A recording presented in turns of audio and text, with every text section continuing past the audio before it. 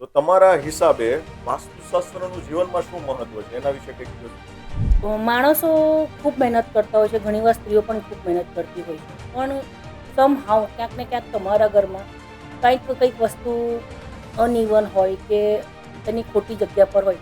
ક્યાંક કોકની ભાવના સેવાની હોય છે, ક્યાંક કોકને પૈસા કમાવવાની હોય છે. તમે ભૂલથી બી પશ્ચિમ દિશા કે પૂર્વ દિશામાં મંદિર નહીં. આપણે ઘરમાં એન્ટર થઈએ છીએ ને તો ઉપર જ એ લોકો ઘડિયાળ મૂકે છે, દરવાજાની મિડલમાં ઉપર. એ હકીકતમાં ત્યાં ના હોવી જોઈએ. હવે જ્યાં સુધી એ ઋણમાંથી મુક્ત નહીં થશો ત્યાં સુધી તમને ફળ ક્યાંથી મળશે? ઘણીવાર આ બ્રહ્મસ્થાન પર જેટલું વજન હોય છે ને તો બિઝનેસ તમારો સડનલી બંધ થઈ જાય. ઇન કન્ડિશનમાં તમારે જો તમારા ઘરની સ્ત્રીઓને ખુશી ના રાખી શકતા હોય તો તમારા ઘરમાં બીજા પ્રોબ્લેમ ક્રિએટ થાય છે. નમસ્કાર દોસ્તો, ધ મની માસ્ટરી શોમાં આપ સૌનું હાર્દિક હાર્દિક હાર્દિક સ્વાગત છે. આપ સૌનો પ્રેમ અને આપ સૌનો જે ઉત્સાહ છે એના કારણે જ અમને એક નવું જુનૂન થાય છે કે અમે તમારા સમક્ષ કંઈક એવા વ્યક્તિત્વને લઈને આવીએ કે જેમના જીવનમાંથી તમને કંઈક ને કંઈક પ્રેરણા મળે અને તમે પણ તમારા જીવનમાં જે કંઈ બી સંઘર્ષોમાંથી પસાર થઈ રહ્યા છો એમાંથી બહાર આવો અને તમારા પરિવારની લાઈફસ્ટાઈલને બેટર બનાવી શકો છો. તો આજે આપણી વચ્ચે છે કવિતાબેન લાપસીવાલા કે જેઓ વાસ્તુશાસ્ત્ર સાથે જોડાયેલા છે. આપણે બધા જ લોકો આપણા જીવનમાં રાત દિવસ ઘણી બધી મહેનત કરતા હોઈએ છીએ, પરંતુ ક્યાંક ને ક્યાંક અમુક એવા વાસ્તુદોષને કારણે આપણી ઓફિસ છે કે આપણા ઘર છે કે કંઈક ને કંઈક જગ્યા ઉપર આપણે અટવાતા હોઈએ છીએ. આપણે એવું વિચારતા હોઈએ કે આપણે મહેનત તો આટલી બધી કરીએ છીએ, આપણી પાસે ક્લાયન્ટ પણ આટલા બધા આવે છે, છતાં પણ આપણે કેમ સફળ નથી થઈ શકતા? તો ક્યાંક ને ક્યાંક આપણી ઓફિસ અથવા તો આપણું ઘર છે એમાં ક્યાંક ને ક્યાંક વાસ્તુ રિલેટેડ કંઈક ને કંઈક પ્રોબ્લેમ્સ હોય છે અને એ પ્રોબ્લેમનું સોલ્યુશન્સ આજે આપણે વાસ્તુના એક્સપર્ટ કે જેઓ છેલ્લા 7 વર્ષથી એઝ અ વાસ્તુ કન્સલ્ટન્ટ તરીકે કાર્ય કરી રહ્યા છે. તો કવિતાબેન, આપનું હાર્દિક હાર્દિક હાર્દિક સ્વાગત છે અમારા પોડકાસ્ટમાં. જય શ્રી કૃષ્ણ જય યોગેશભાઈ. શ્રી કૃષ્ણ. તમને મળીને ખૂબ આનંદ થયો. મને સારું લાગ્યું કે તમે મને બોલાવીને આપણે આટલી વાતચીત કરીશું ને મારું કંઈક થોડુંક નાનકડું જ્ઞાન હું બધા લોકો સાથે શેર કરીશ તો મને ખૂબ આનંદ થશે. જણાવી દઉં, હું કવિતા લાપસીવાલા પ્રોપર સુરતની જ છું. આ સેવામાં હું લગભગ 7-8 વર્ષથી કામ કરું છું, પણ એકદમ પ્રોફેશનલી જોઉં તો લાસ્ટ 5 વર્ષથી મારું કામ સારી રીતે પ્રગતિ કરી રહ્યું છે. હું જામનગરથી લઈને વાપી સુધી સેવાઓ આપું છું. ક્લાયન્ટને જે પણ ટિપ્સ આપું છું નાની તે લોકો યુઝ કરે છે અને એ લોકોનો ફળ પણ મળે છે, પણ એક કન્ડિશન પર, એ લોકોનો વિશ્વાસ હોવો જોઈએ. વિશ્વાસ વગર કેવું કે ઘણીવાર માણસ એટલો ફ્રસ્ટ્રેટ હોય છે ને કે નથી કરી શકતો તો પછી રિઝલ્ટ નથી મળતું. પણ ટચવુડ ભગવાનની દયા છે, અસીમ કૃપા છે કે મને બહુ જ ખૂબ ઓછા લોકોએ કીધું છે કે મારું કામ નથી થયું. એટલે બસ એવી ભગવાનને આશા છે કે હું હંમેશા આગળ વધતી રહું ને લોકોની સમસ્યાનું નિરાકરણ આપતી રહું. સો મિત્રો, આપણે કવિતા મેડમ સાથે ઘણા બધા વાસ્તુ રિલેટેડ ટોપિક ઉપર આજે આપણે ચર્ચા કરવાની છે. જો તમને પણ એવું લાગતું હોય કે યસ, આ વિડીયો છે તમારા રિલેટિવ છે, તમારા મિત્રો છે, એને ક્યાંક ને ક્યાંક હેલ્પ કરી શકે એમ છે, તો તમારે જરૂરથી ચોક્કસ એમના સુધી આ વિડીયોને પહોંચાડવાનો. સો મેડમ, આજે અમારા જે વ્યુઅર્સ છે એ બધા જ લોકો યંગસ્ટર છે, બધા જ લોકો બિઝનેસ કરે છે, જોબ કરે છે, બરાબર છે? તો એ બધા જ લોકોના માઇન્ડમાં વાસ્તુ શબ્દ ક્યાંક ને ક્યાંક આવેલો જ હશે, કોઈક ને કોઈક જગ્યા ઉપર, ક્યાંક ન્યૂઝપેપરમાં જોયું હશે અથવા તો અન્ય કોઈ XYZ જગ્યા ઉપર જોયું હશે, પરંતુ એમને હકીકતમાં ખબર નથી કે વાસ્તુ એટલે શું એમ. તો તમારા હિસાબે વાસ્તુશાસ્ત્રનું જીવનમાં શું મહત્વ છે એના વિશે કંઈક કહો. ચોક્કસ. સૌથી પહેલાં તો છે ને, વાસ્તુ માટે એક કોમન શબ્દ આવતો હોય છે કે જ્યારે તમે નવું ઘર લો કે નવી શોપ લો તો એક વાસ્તુની પૂજા માટેનો એક આપણા ક્યાંક ને ક્યાંક માનસ પટલમાં કંડારાયેલો છે કે કે આવે છે. પણ ખરા અર્થમાં વાસ્તુ એટલે તમારા ઘરની દિશાઓ, તમારા ઘરની ગોઠવણી, તમારા ઘરના પિલરો કે તમારા ઘરના કલરો, એના રિલેટેડ વાસ્તુ કામ કરતું હોય છે. જ્યાં અગ્નિ, હવા, પાણી, આકાશ ને ભૂમિ બહુ મહત્વનો ભાગ ભજવે છે. માણસો ખૂબ મહેનત કરતા હોય છે, ઘણીવાર સ્ત્રીઓ પણ ખૂબ મહેનત કરતી હોય છે, પણ સમહાવ ક્યાંક ને ક્યાંક તમારા ઘરમાં કંઈક વસ્તુ અનઇવન હોય કે એની ખોટી જગ્યા પર હોય તો તમારા લાઈફમાં જીવનમાં ગ્રોથ થતો નથી ને ક્યાંક એવું થાય કે માનસિક અશાંતિ થતી હોય છે. એટલે હવે કેવું છે કે લોકો વાસ્તુ તરફ વળ્યા છે અને એનામાં એક અવેરનેસ આવ્યા જરૂરી છે. અને મારી સ્પેશિયલી મોડાલિટી એવી છે કે હું ક્યારે પણ તોડફોડ નથી કરાવતી, ક્યારે પણ નહીં. કારણ કે માણસ ઘણી હદે કંટાળ્યો હોય ને ત્યારે અમારા જેવા ઓપ્શન શોધતો હોય છે. અને એવા સમય પર જ્યારે અમે એવું કહીએ ને કે તમારે આટલો ખર્ચો કરવાનો છે કે આ તોડફોડ તો પહેલાં તો એ વિચાર કરે કે હું ઓલરેડી પોતે ખર્ચામાં આટલા છું ખર્ચામાં શું તો હશે? નહીં કરી શકું. પણ અમને પહેલેથી એવું શીખવાડવામાં આવેલું છે કે તમે ખર્ચા નહીં કરાવો. તોડફોડ વગર જે ઘરમાંથી નાના નાના ચેન્જીસ હોય, નાની નાની વસ્તુઓનો બદલાવ કરાવો તો ફરક આવે ને આવે જ છે. વાહ ભાઈ વાહ, સરસ. મેં ઘણા બધા લોકોને મળ્યો એમ કે ભાઈ આપણે એમ કહીએ ને કે વાસ્તુશાસ્ત્ર અથવા તો એવા વ્યક્તિ પાસે આપણે જવું છે, એટલે મેડમ પેલા એ જ વિચારે કે આપણું ઘરનું બાથરૂમ તોડાવશે અને આપણું પ્લેટફોર્મ છે ચેન્જ કરાવડાવશે ને આવું બધું, એટલે એના ડરથી જ નથી જતા. પણ તમારી એક બેસ્ટ ક્વોલિટી મને એ જાણવા મળી કે ભાઈ તમે કોઈ પણ પ્રકારની તોડફોડ વગર વ્યક્તિના જીવન છે, વ્યક્તિના જીવનમાં જે કંઈ બી વાસ્તુશાસ્ત્રનો પ્રભાવ હોય છે એને સારો બનાવો છો. એ જરૂરી છે. કારણ કે તમે જો તોડફોડ કરાવશો તો સૌથી પહેલો ભૂમિદોષ જે વાસ્તુની વિઝિટ કરતો હશે ને એને લાગે છે. એને બ્રહ્માંડમાંથી જ ખરેખર પરમિશન નથી. પણ કેવું હોય છે કે લોકો અલગ અલગ રીતે શીખેલા હોય છે. હવે દરેક વ્યક્તિ અલગ અલગ હોય છે, બધાની મેથડ અલગ અલગ હોય છે. ક્યાંક કોકની ભાવના સેવાની હોય છે, ક્યાંક કોકની પૈસા કમાવાની હોય છે. માફ કરજો અગર ખોટું લાગે તો, પણ આ બહુ કડવી હકીકત છે. વાસ્તવિકતા છે. અને આજે અમારા વ્યુઅર્સ સુધી વાસ્તવિકતા જ આપણે પહોંચાડવાની છે, એટલા માટે તો અમે તમને ઇન્વાઇટ કર્યા છે. તમારો ખૂબ ખૂબ ધન્યવાદ. મારી સૌથી પહેલાં શરૂઆત એવી થતી હોય છે કે હું કોઈ પણ ઘરમાં વાસ્તુ ચેક કરવા જાઉં છું ને તો હું કોઈ પણ જાતના મશીનરી લઈને નથી જતી. હું સિમ્પલ ઉઘાડા પગે એમના ઘરનું મેઇન એન્ટ્રન્સ હોય, ફેક્ટરીનું હોય, વોટ એવર જે બી જગ્યાનું વાસ્તુ ચેક કરું હું ત્યાંથી પગે લાગીને આગળથી સ્ટાર્ટ કરું છું. એટલે ક્યાંક ને ક્યાંક મને 50% શું પ્રોબ્લેમ છે, શું ઇસ્યુ છે ત્યાં જ મને ખબર પડે છે. મતલબ તમે એક ફિલિંગ્સથી કામ કરો છો, એક વાઇબ્રેશનથી કામ કરો છો. વાઇબ્રેશનથી કામ કરું છું. મિત્રો, આવા ઘણા બધા સવાલો ઉપર ચર્ચા કરવાની છે, તો જોડાયેલા રહો અમારી યુટ્યુબ ચેનલ સાથે. મિત્રો, મેડમે બહુ સરસ મજાની વાત કરી કે તેઓ એક એનર્જી સાથે, એક વાઇબ્રેશન સાથે કામ કરી રહ્યા છે. હવે મેડમ, મેં ક્યાંક ને ક્યાંક એવું સાંભળ્યું છે કે ડાબી દિશા, જમણી દિશા, આવું બધું કંઈક પ્રભાવ હોય છે વ્યક્તિના જીવનમાં, ઘરમાં, ઓફિસમાં એમ. તો આ બધી દિશાઓ વિશે, ડાબી અને જમણી દિશાઓ વિશે તમારું શું કહેવું છે? દિશાઓ છે ને આપણા જીવનની સાથે સંકળાયેલી છે અને ચોક્કસ પ્રભાવ કરતી જ હોય છે. ઘણીવાર કેવું થતું હોય કે આપણે ઘર લેતા તો લઈ લઈએ છીએ પણ જોતા નથી કે ઘરનું એન્ટ્રન્સ કઈ બાજુનું છે. જનરલી દક્ષિણમુખી ઘર દુઃખી કરતું હોય છે. સૌથી સારું પૂર્વ પશ્ચિમની એન્ટ્રીવાળું ઘર કહેવાય.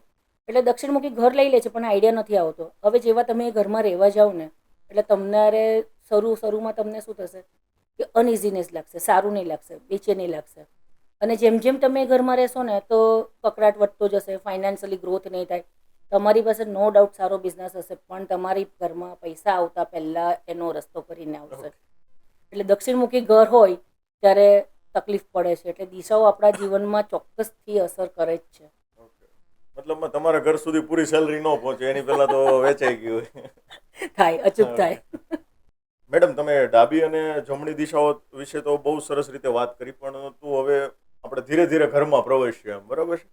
તો ઘરના મુખ્ય દ્વારની દિશા વિશે તમારું શું કહેવું છે? જે પ્રવેશ દ્વાર હોય છે ઘર કે ઓફિસનું, વોટ એવર, તો એના વિશે તમારું શું કહેવું છે? સૌથી પહેલાં તો તમારું પ્રવેશ દ્વાર છે ને એકદમ ચોખ્ખું હોવું જોઈએ. બને ત્યાં સુધી ઉમરામાં તમારે પૂજા એટલીસ્ટ કંઈ નહીં તો અઠવાડિયે એકવાર ઉમરો સાફ કરીને એની પર સાથિયા કરો કે કંકુના ચાંદલા કરો.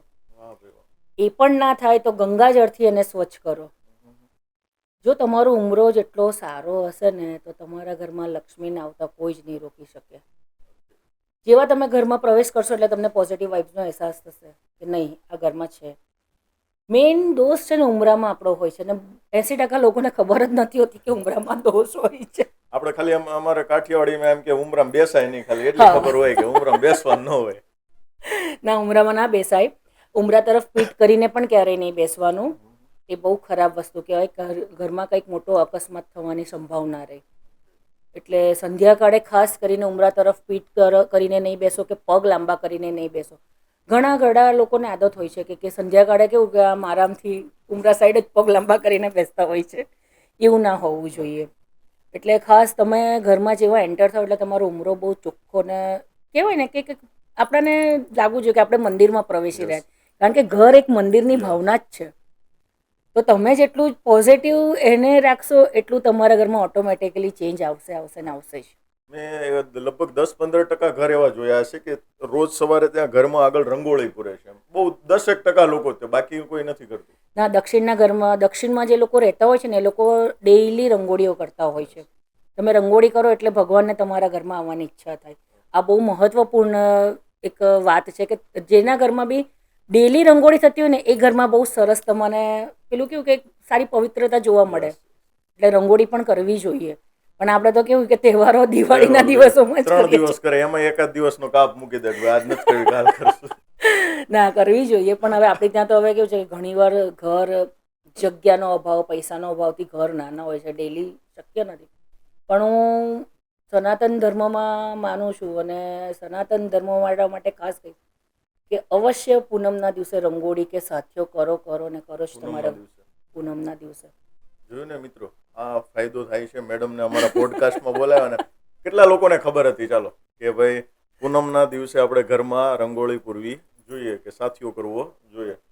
સો બહુ સરસ મજાની વાત કરી કે ઘરનું જે મુખ્ય પ્રવેશ દ્વાર છે તો જ સારું હોય તો જ લક્ષ્મીજીને ત્યાં આવવાની ઈચ્છા થાય છે.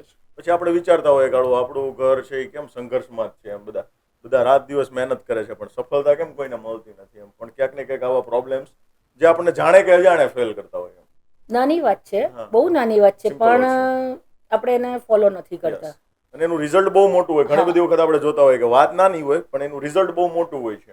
હું તમને એક વાત કહીશ કે ખાલી તમે ડિસાઈડ કરો કે મારે 12 પૂનમ ખાલી મારા ઉમરા પર કંકુ કરવો છે, સાથીઓ કરવો છે, તમને ત્રીજી કે ચોથી પૂનમે તમને રિઝલ્ટ જાતે જોવા મળશે. સો આપણે મુખ્ય દ્વાર વિશે તો મેડમ વાત કરી, પણ હવે લોકો એવું બિલીવ કરે છે કે આપણું પૂજા ઘર છે ને આ દિશામાં હોવું જોઈએ કે આવું હોવું જોઈએ. બરાબર છે. લોકો મોટા મોટા મંદિર તો બનાવે છે, સ્પેશિયલ રૂમ પણ એની બનાવે છે. તો એના વિશે અમારા વ્યુઅર્સને તમે શું કહેશો? પૂજાના ઘર માટે જો તમારી પાસે જગ્યા હોય ઘરમાં તો ચોક્કસથી અલગ રૂમ ફાળવો. સપોઝ નહીં હોય તો તમે એના માટે ઈશાન ખૂણો બેસ્ટ છે. ઈશાન ખૂણામાં જો તમારું મંદિર હશે ને તો તમારે ત્યાં પૈસા આવશે જ. કારણ કે ઈશાન ખૂણો એ કુબેર ભગવાનની દિશા કહેવાય છે. ઈશાન ખૂણામાં મંદિર હશે તો તમને કોઈ જ તકલીફ નહીં પડે. ક્યારેક ઘણીવાર નથી ઈશાન ખૂણો બહુ આડી અવળી રીતે હોય છે અમુક બાંધકામમાં, તો પછી તમે સૌથી સારી દક્ષિણ દિશામાં મંદિર બનાવો, એ પણ તમને સારું રિઝલ્ટ આપશે. પણ તમે ભૂલથી બી પશ્ચિમ દિશા કે પૂર્વ દિશામાં મંદિર નહીં મૂકો. એટલે એનું સિમ્પલ લોજિક જ છે કે આ બે દિશામાં ન હોવું જોઈએ. આ બે દિશામાં નહીં હોવું જોઈએ. એટલે ઈશાન ખૂણો બેસ્ટ છે. હવે મેડમ બીજો સવાલ એ છે, અને લગભગ અમારા બધા જેટલા બી વ્યુઅર્સ છે બધાનો સવાલ હશે કે ભાઈ આપણે નાણાકીય રીતે સદ્ધર થવું હોય, બરાબર છે, તો આપણે ઘરમાં કયા એવા અમુક ફેરફારો કરવા જોઈએ કે જેના કારણે આપણે સુખ સમૃદ્ધિ તરફ આગળ વધીએ? નાણાકીય રીતે જો સ્ટેબિલિટી જોઈતી હોય ને તમારા ઘરમાં બરકત આવે તો સૌથી પહેલાં હું જ્યારે પણ વાસ્તુ ચેક કરવા જાઉં તો 90% ઘરમાં મને કોમન વસ્તુ જોવા મળે છે કે આપણે ઘરમાં એન્ટર થઈએ છીએ ને તો ઉપર જ એ લોકો ઘડિયાળ મૂકે છે, દરવાજાની મિડલમાં ઉપર. એ હકીકતમાં ત્યાં ના હોવી જોઈએ. કારણ કે ત્યાં હોય ને એટલે તમારે પૈસા ફટાફટ જે રીતે ઘડિયાળ ફરતી હોય છે ને એવી રીતના પૈસા તમારા ઘરની બહાર જતા હોય છે. એટલે ક્યારે પણ તમારે દરવાજાની ઉમરાની વચ્ચે ઘડિયાળ નહીં મૂકવી. બીજું વાત લોકોના ઘરમાં હોય જ છે, 90% ઘરમાં જોયું છે કે તિજોરી હોય છે ને તો તિજોરીની ઉપર એટલો બધો સામાન મૂકે છે. એ સામાન મૂકો એટલે તમારી લક્ષ્મીને બહાર આવે, વજન આવે, લક્ષ્મી દબાઈ જાય. એવી કન્ડિશનમાં પણ તમારી ત્યાં પૈસા નથી ટકતા. એટલે આ બે ચેન્જ કરવા બહુ જરૂરી છે.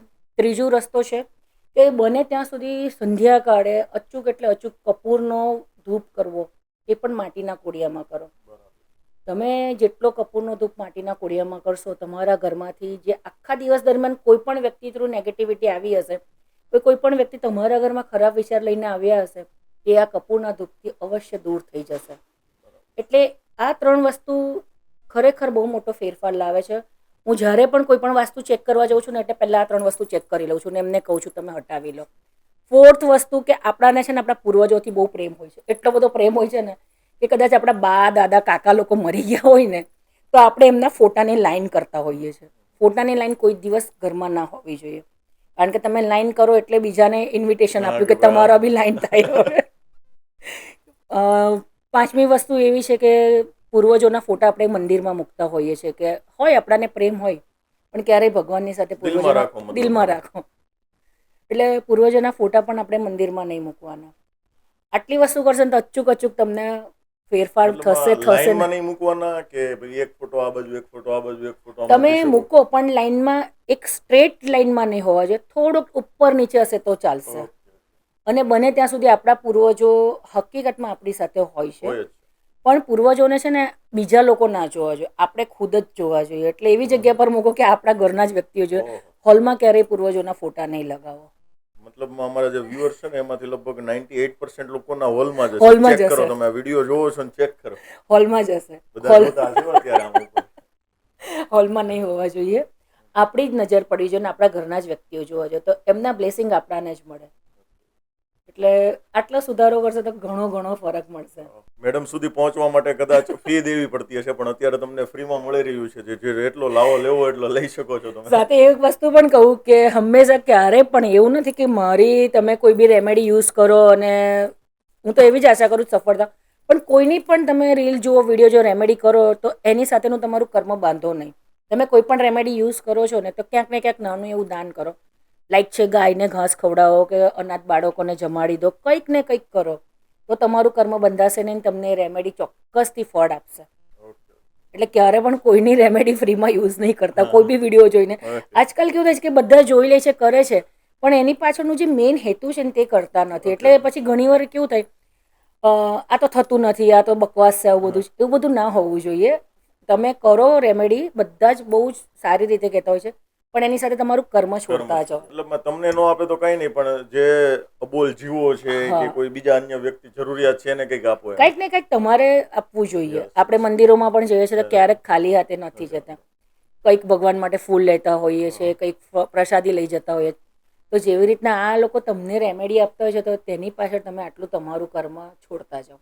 બહુ સરસ મજાની વાત કરી, અને મેડમની આ વાત પણ મને ચોક્કસથી ગમી. એમ કે ભાઈ લોકોની અત્યારે છે ને ફ્રીમાં લેવાની આદત થઈ ગઈ છે. ભલે વિડીયો થ્રુ નો લે તો કાંઈ નહીં, પણ બાજુવાળા પાસેથી લે, આ બાજુથી લે. એમ કોઈની પાસે કોઈ પ્રોડક્ટ સેલ કરતા હોય તો કે ભાઈ એને કેટલી પ્રોડક્ટ છે, એકાદ બે ફ્રી લઈ આવે તો શું ફેરક પડે છે. બટ અલ્ટિમેટલી એનું ક્યાંક ને ક્યાંક આપણા જીવન ઉપર ઇમ્પેક્ટ પડતી હોય છે. તમે તમારું કર્મ બાંધી લીધું સાહેબ. તમે ઋણી થઈ ગયા. ઋણી થઈ ગયા. હવે જ્યાં સુધી એ ઋણમાંથી મુક્ત નહીં થશો ત્યાં સુધી તમને ફળ ક્યાંથી મળશે? એટલે આ વસ્તુ બહુ જરૂરી છે, દરેકના જીવનમાં જરૂરી છે. જોરદાર વાત કરી મેડમે. બહુ સરસ મજાની વાત કરી કે તમે જ્યારે બી કોઈ પણ વ્યક્તિનો ટિપ્સ કે ફોર્મ્યુલા કોઈ બી ઉપયોગ કરો છો તો તમે એના કર્મ સાથે જોડો, મતલબમાં લોકોને કંઈક ને કંઈક હેલ્પ કરો. સો મેડમ, આપણે વાસ્તુશાસ્ત્ર વિશે તો જાણીએ જ છીએ, પણ વાસ્તુ દોષ એટલે શું, અને એનાથી વ્યક્તિના જીવનમાં કે વ્યક્તિના પરિવારમાં શું ઇમ્પેક્ટ પડે છે? વાસ્તુ દોષ લાઈક તમને હું સીધી ભાષામાં સમજાવું તો તમારા ઘરમાં છે ને અમુક પિલરો અમુક અનઇવન જગ્યા પર હોય, અમુક ટોયલેટ બાથરૂમ ખોટી દિશામાં હોય છે. ઘણીવાર મેં જોયું છે કે ઈશાન ખૂણામાં ટોયલેટ બાથરૂમ આવી જાય છે. ઘણીવાર ઘરનું જે મુખ્ય સ્થાન કહેવાય, બ્રહ્મ સ્થાન કહેવાય, ત્યાં લોકોએ મોટા મોટા ફર્નિચર કરી દીધા હોય છે, કબાટ બનાવી દીધા છે, શોકેસ બનાવી દીધા હોય. એ બ્રહ્મસ્થાન હંમેશા ખાલી રાખવું. હવે ઘણીવાર આ બ્રહ્મસ્થાન પર જેટલું વજન હોય છે ને તો બિઝનેસ તમારો સડનલી બંધ થઈ જતો હોય છે. તો બ્રહ્મસ્થાનને બને એટલું દૂર કરો. હવે સપોઝ તમારાથી એ તોડફોડ ના થાય, તેના માટે હું સિમ્પલ એક રેમેડીઝ આપીશ કે દર અમાસે તમારે ખાલી એટલું તમારી પાસે હોવું જોઈએ કે તમારા ઘરનો જે નકશો છે, ઘર છે, ઓફિસ છે, વોટ એવર કોઈ પણ જગ્યાનો, જો એનો સપોઝ નકશો હોય ને તો એમાં મિડલ સ્થાન તમારે જોઈ લેવાનું. ને મિડલ સ્થાનમાં તમારે દર અમાસે સવારે 5 વાગે પાણીના ગ્લાસમાં લીંબુ મૂકી દેવાનું, જે આખો દિવસ હટાવવાનું નહીં, બીજા દિવસે તમારે એને હટાવવાનું. તો તમારે એક બ્રહ્મસ્થાનનો દોષ દૂર થાય, એનાથી બહુ ફરક પડશે. તમારે કોઈ તોડફોડ કરાવવાની આવશે નહીં, પણ તમે આટલું 5 અમાસ કરશો તો તમારા ઘરમાંથી એક પેલો દોષ હોય ને તે રિમૂવ થઈ જશે. એટલે કેવું છે કે રૂટીન તમારું એકદમ નોર્મલ થવાની શરૂઆત થઈ જશે. તમે આ ઉપાય કરશો ને એટલે કેવું થશે કે તમને પછી એવું થશે કે ના હવે સારું લાગે છે, કે તમે કાયમ માટે હેબિચ્યુઅલ થઈ જશો. ને કાયમ માટે કરશો તો તમે ક્યારેક તમારા માથે દેવું નહીં થાય, જો બ્રહ્મસ્થાન તમારું ફ્રી હશે તો. બહુ સરસ મજાની વાત કરી કે ભાઈ આપણે ઘણા બધા વાસ્તુ દોષમાંથી આપણે જાણે કે અજાણે પસાર થતા હોઈએ છીએ. થતા જ હોઈએ છીએ. આ નાના ફેરફારો જો આપણે લાવી દઈએ તો ઘણો બધો બેનિફિટ આપણને ચોક્કસથી મળે છે. ઘણા બધાને કેવું આમ એક દેણામાં જ નીકળવાનું હોય તો બીજું ચાલુ થઈ ગયું. હા, એને એક દેવું પૂરું નીકળવાનું હોય તો બીજું લોન ચાલુ થઈ ગયું. એક્ઝેક્ટલી એક દેવું પૂરું કરવા માટે બીજું દેવું કરવું પડતું હોય છે. પણ આ વસ્તુ એ ઘરમાં ક્યારેય જોતા નથી. એના લીધે પછી શું થતું હોય છે કે ઘરમાં જે મેઇન ફિમેલ પર્સન હોય ને એની સાથે બહુ આર્ગ્યુમેન્ટ વધી જાય છે. એ આર્ગ્યુમેન્ટ એટલી હદ લગીને વધી જાય ને કે એ બિચારી એટલી દુઃખી થાય, ઘણીવાર એ કહી નથી શકતી. ઇન કન્ડિશનમાં તમારે જો તમારા ઘરની સ્ત્રીઓને ખુશી ના રાખી શકતા હો તો તમારા ઘરમાં બીજા પ્રોબ્લેમ ક્રિએટ થાય. એટલે હું તો દરેક વ્યક્તિઓને કહું છું કે ક્યારેય કોઈ પણ સ્ત્રીને કોઈ બી રૂપમાં દુઃખી નહીં કરો. અને સ્ત્રીઓને પણ એટલી જ વિનંતી કે પુરુષોને સમજે ને એમની તકલીફને સમજે. હા, વળી એમ કે જો જો તમારી બાજુ છે. તો બહુ સરસ મજાની વાત કરી મેડમ તમે કે ભાઈ આ રીતે આપણે નાના નાના જો ચેન્જીસ કરીએ તો આપણે ઘણું બધું જીવનમાં બેનિફિટ થઈ શકે છે. પરંતુ હવે ઘણા બધા લોકોના માઇન્ડમાં સવાલ આવશે એમ કે ભાઈ અમારે ક્યાં પોતાનું ઘર છે. ભાડાના ઘરમાં જો અમે રહેતા હોઈએ તો ભાડાનું ઘર રાખતી વખતે કઈ કઈ બાબતોની કાળજી રાખવી જોઈએ?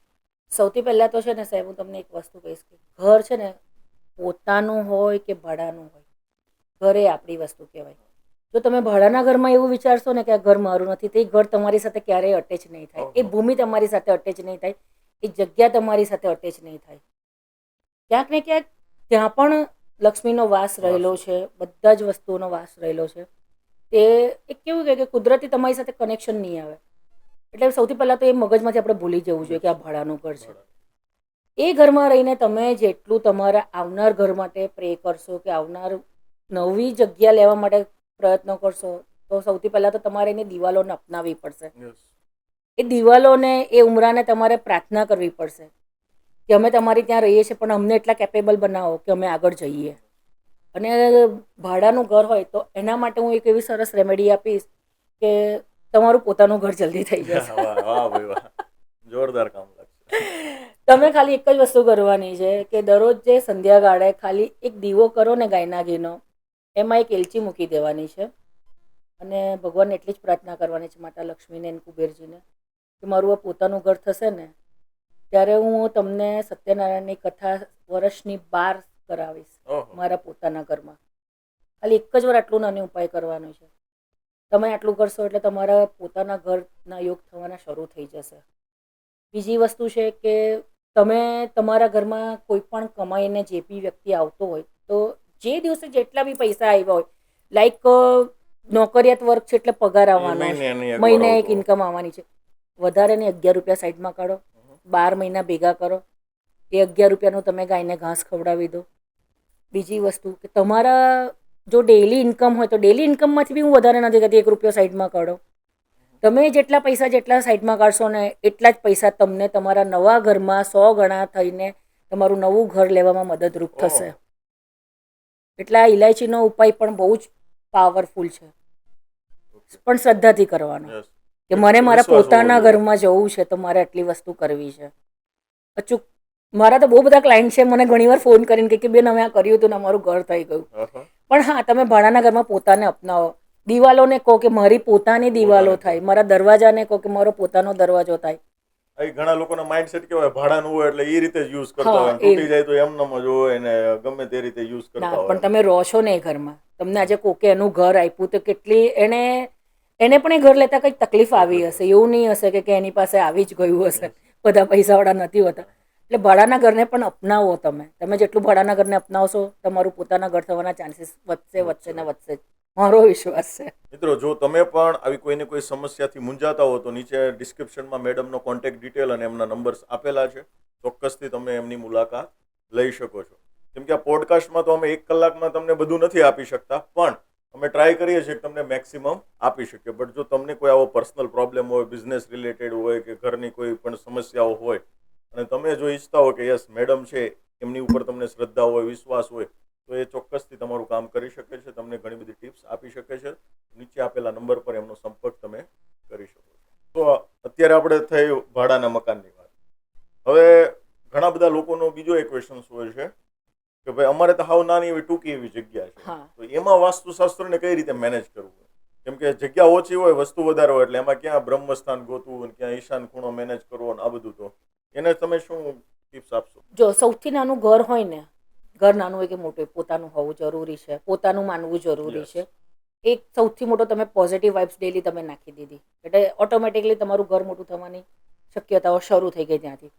નાનું ઘર હોય ને સપોઝ તમે કોઈ વસ્તુ યુઝ નહીં કરી શકતા હોય, તેવા કેસમાં મારી પાસે એક પાવરફુલ રેમેડી છે કે તમારે દર શનિવારે તમારા ઘરની બહાર જે તમે બધાને આદત હોય છે કે લીંબુ મરચાં લગાવતા હોય છે, તે લગાવીને શું કરતા હોય છે કે લીંબુ મરચાં છે ને આમ બહાર મૂકી દેતા હોય છે. ના, એવું નહીં કરવાનું. તમારે લીંબુ મરચાંને વ્યવસ્થિત થેલીમાં પેક કરીને કોઈ સારી જગ્યાએ મૂકી આવો, નહીં તો ડસ્ટબિનમાં મૂકો, પણ એને રસ્તા પર રઝળતા નહીં મૂકો. લીંબુ મરચાંથી પણ ફરક પડે છે. બીજું કે નાની જગ્યામાં તમારે ડેઈલી બને તો દક્ષિણ દિશા કે પૂર્વ દિશામાં ગાયના ઘીનો દીવો કરવો જોઈએ. હવે એટલું તો કરી શકે. કરી મેક્સિમમ એ દીવો તમારો 4 કલાક ચાલવો જોઈએ. એનાથી પણ તમારું ઘર મોટું થવાની શક્યતા વધે છે. હું લગભગ માનો તો 1.5 વર્ષથી કન્ટિન્યુઅસલી દક્ષિણ દિશામાં મારો દીવો ચાલે છે. પણ મને જોઈને જેટલા લોકોએ કર્યું છે ને એ લોકોને પણ બહુ ફરક પડ્યો છે. એટલે આટલો નાની ફેરફાર કરી શકતા હોય છે નાની જગ્યા હોય તો. ચાલો એ પણ નહીં થયું, આપણાને એવું લાગે કે ઘર નાનું છે, દક્ષિણ દિશામાં હું કઈ જગ્યા પર દીવો મૂકવું, તો એક રફલી અંદાજે કે રોજનું તમે 2 ચમચી ઘી લેતા હશો તો 500 ગ્રામ ઘી કોઈ પણ લક્ષ્મીજીના મંદિરમાં દાન કરી આવો. બેસતો મહિનો હોવો જોઈએ, અમાસ પછીનો બીજો દિવસ હોવો જોઈએ. બેસતા મહિને તમે લક્ષ્મીજીના મંદિરમાં ગાયનું ઘી એટલું દાન કરી આવો ને એટલી ઈચ્છા કરજો એમની આગળ કે મારું ઘર નાનું છે ને હું આ પ્રયોગો નથી કરી શકતી, પણ તમારા ઘરમાં તમારા મંદિરમાં જ્યારે દીવો થશે મારા ઘીથી તો મારી પ્રાર્થનાઓનો પરિણામ સારું મને મળશે. આ એક બહુ જ નાનો પાવરફુલ ઉપાય છે. એટલે એટલું તો આપણે કરી શકતા હોઈએ છીએ. એટલે આ જરૂર છે, તમે ચોક્કસથી કરજો.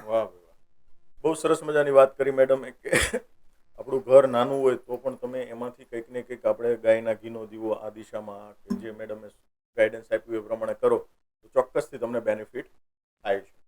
તો મેડમ અમારા જે વ્યુઅર્સ છે ને એને તમે છેલ્લા 7 વર્ષથી એક્સપર્ટ છો અને છેલ્લા 5 વર્ષથી ઓફિશિયલી તમે કામ કરો છો, તો કંઈક એવા ક્લાયન્ટ્સ તમારી પાસે આવ્યા હતા કે એની બહુ ગંભીર સમસ્યા હોય અને તમે કંઈક એમને ટિપ્સ આપી હોય ને એમાંથી એ લોકો બહાર આવ્યા હોય, એવા કંઈ 1-2 કિસ્સા હોય તો અમારા વ્યુઅર્સ સાથે શેર કરો. ચોક્કસથી. આપણા સુરતમાં છે ને એક બહુ ફેમસ બેકરીવાળા છે, ઘનશ્યામ બેકરીવાળા, સંજયભાઈ ચોરવડિયા. એ બેકરીમાં તો બહુ મોટું નામ છે. ભગવાન કરે ખૂબ આગળ જવું, એના માટે સતત પ્રાર્થના કરતી હોઉં છું. એમને એક બેકરી કોઈકની સાથે પાર્ટનરશિપમાં લીધી હતી અને સમહાઉ ના ચાલી બિકોઝ ઓફ પાર્ટનરનું ધ્યાન કદાચ હોય ના હોય, કોઈ પણ ઇસ્યુ હતો. એમને વેચવા કાઢી હતી એ બેકરી, પણ બેકરીનું પેમેન્ટ લગભગ 1.5 લાખ 2 લાખ મેક્સિમમ 2.5 લાખ, એનાથી વધારે જતું નહીં હતું. એટલે મને એમને કીધું કે મેડમ તમે મને કોઈક રસ્તો બતાવો. એટલે મેં એમને 2-3 રેમેડીઝ નાની નાની આપી ને એમને બહુ વિશ્વાસથી એ રેમેડી કરી ને ત્રીજે જ મહિને એ બેકરી 8.5 લાખ રૂપિયામાં વેચાઈ ગઈ. એટલે ત્યારથી હું સંજયભાઈ મને કાયમ કોઈ પણ એમનું નવું ઓપનિંગ હોય તો મને બોલાવે છે ને મારો રેફરન્સ બધા બહુને આપે છે. મને એમણે અત્યાર સુધીમાં કહું ને તો નહીં એ વ્યક્તિએ મને 20 લાખનો બિઝનેસ આપ્યો છે એમના રેફરન્સીસમાં. મારું કામ થયું છે. સંજયભાઈ મારા ખાસ મિત્ર છે. તમે પૂછજો. એટલે આ એક બહુ મોટા વ્યક્તિ થઈ ગયા. બીજા એક વ્યક્તિ હતા, એમનું નામ મારે નથી દેવું કારણ કે બહુ ફેમસ છે, આખા સુરતમાં કહેવાય ને રાજા કહેવાય. પણ હું એમને ત્યાં ગઈ હતી, એમને એક જગ્યા પર રેસ્ટોરન્ટ કરવી હતી. એટલે મને કે મેડમ આવો તમે ચેક કરી જાઓ કે એનર્જી કેવી છે. એટલે મેં ચેક કરી, મને બિલકુલ એનર્જી સારી ન લાગી. એટલે મેં કીધું કે ભાઈ આ જગ્યા સારી નથી, તમે રેસ્ટોરન્ટ નહીં કરતા.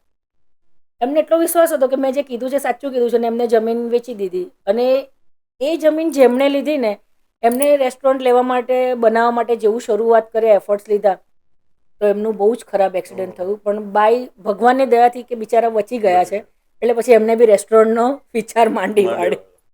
એટલે ઘણીવાર છે ને કેવું થતું હોય છે કે આપણાને જગ્યા સૂટ નથી થતી હોતી અને પછી આપણે જુસ્સામાં આવીને કોઈ પણ નિર્ણય લઈ લઈએ છીએ તો પછી ફળતો નથી ને પછી આપણે દોષ દઈએ છીએ કે આ સારું ચાલ્યું નહીં, આમ ને તેમ. એટલે આવું થતું હોય છે. તો ઘણી બધી વખત તમે લોકોને હેલ્પ કરી છે કે એમનો જે ખરાબ સમય હોય એમાંથી કંઈક ને કંઈક તમે રિમેડીઝ અથવા તો ટિપ્સ આપીને એમાંથી તમે બહાર લાવેલા. હવે છે ને ઘણા બધા લોકો છે ને એ આધ્યાત્મિકતામાં અને એમાં બહુ બધામાં માનતા હોય છે. એટલે ઘણા બધા લોકો છે ને પછી આ વાસ્તુશાસ્ત્રમાં એમાં ન માનતા કે એવું કાંઈ હોય નહીં.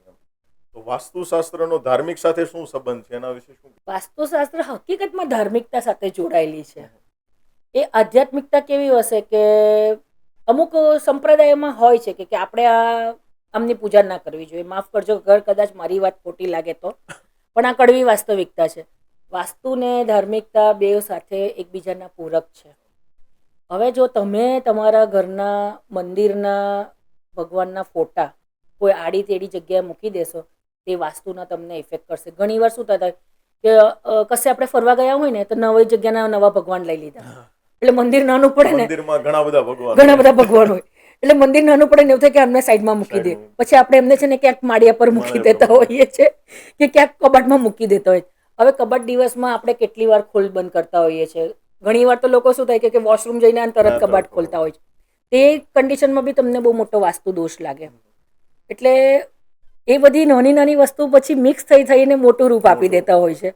પણ ધાર્મિકતા અને વાસ્તુ બહુ સાથે એકબીજા સાથે જોડાયેલી છે. એક સરસ ટીપ આપીશ કે એ ટીપ જે પણ યુઝ કરશે ને તેને બહુ ફાયદો થાય છે. કે આપણા ઘરના રસોડામાં ગામડાના પહેલાં કૂવાઓ હતા. ગામડાના કૂવાનું પાણી લાવીને આપણા ઘરના રસોડામાં આપણે મૂકી દઈએ નવા તાંબાના લોટામાં, અને એને રસોડામાં જ મૂકવાનું. પછી તમે ફ્રીજ પર મૂકો, રસોડામાં કોઈ કબાટ હોય કે રસોડામાં કોઈ પણ ડ્રોવર હોય, તેનાથી રોગો 80% દૂર થઈ જશે. કૂવાના પાણીમાં એટલી બધી તાકાત છે. ખાલી મૂકી રાખવાનું. જ્યારે પાણી ખલાસ થઈ જાય ફરીથી લોટો ધોવો ને ફરીથી તમે મૂકો. બહુ એટલે બહુ ફરક પડશે. કોઈ પણ કૂવાનું, પણ કૂવાનું પાણી હોવું જોઈએ. પછી નદી નાળાનું નહીં ચાલે.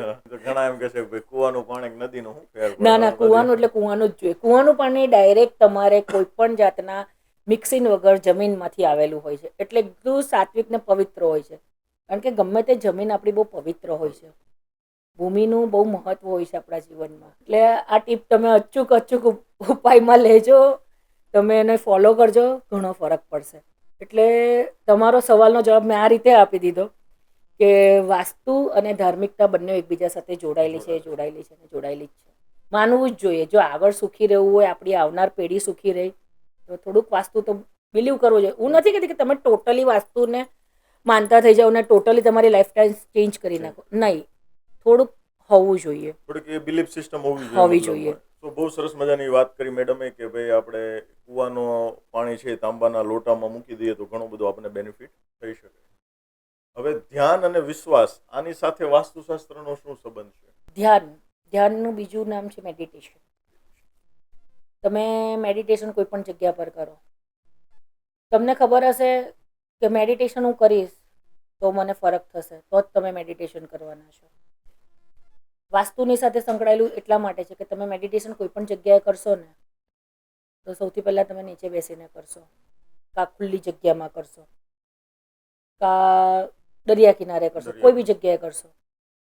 હવા આવી ગઈ, ભૂમિ આવી ગઈ, આકાશ આવી ગયું, પાણી આવી ગયું.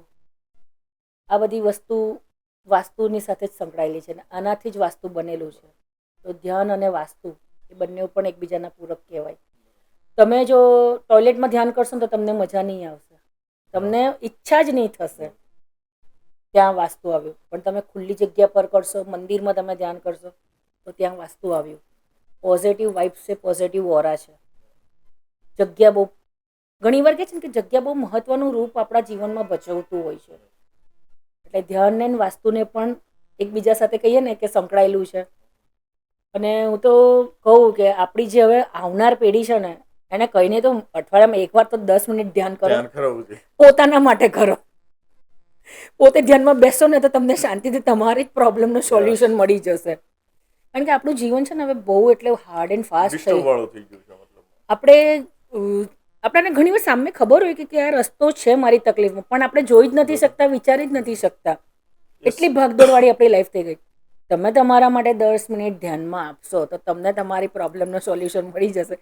પછી મારા કે કોઈ બીજાની જરૂર જ નહીં પડે.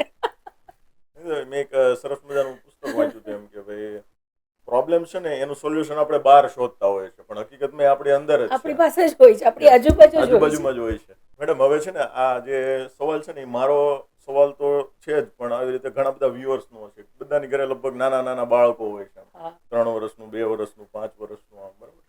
એટલે એ અચાનક આમ ધમાલ મસ્તી કરવા લાગે અને રડવા લાગે ને આવું બધું કરે ને એટલે એમ કે ભાઈ આને નજર લાગી છે, આને તમે આ કરાવી આવો અને આને ઉપર તમે મીઠું ઉતારો અને પેલું કરો અને એમ. તો ખરેખર આ બધી વસ્તુ શક્ય છે ખરી?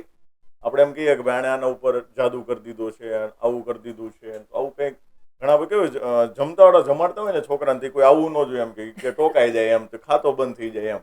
તો આવું કઈ એનું સોલ્યુશન વાસ્તુમાં કે ખરેખર આ વસ્તુ એક્ઝિસ્ટ કરે છે કે નથી કરતી? ચોક્કસ હોય છે. જેવી રીતે આપણે કહીએ છીએ ને કે પ્રાર્થના કરો, પ્રાર્થનામાં બહુ અસર હોય છે, એવી રીતે નજર લાગી જવી, ટોકાઈ જવું કે બ્લેક મેજિક અવશ્યથી હોય છે. ઓહ. નાના બાળકોની વાત કરું તો નાના બાળકો બહુ જ સરસ માસૂમ હોય છે.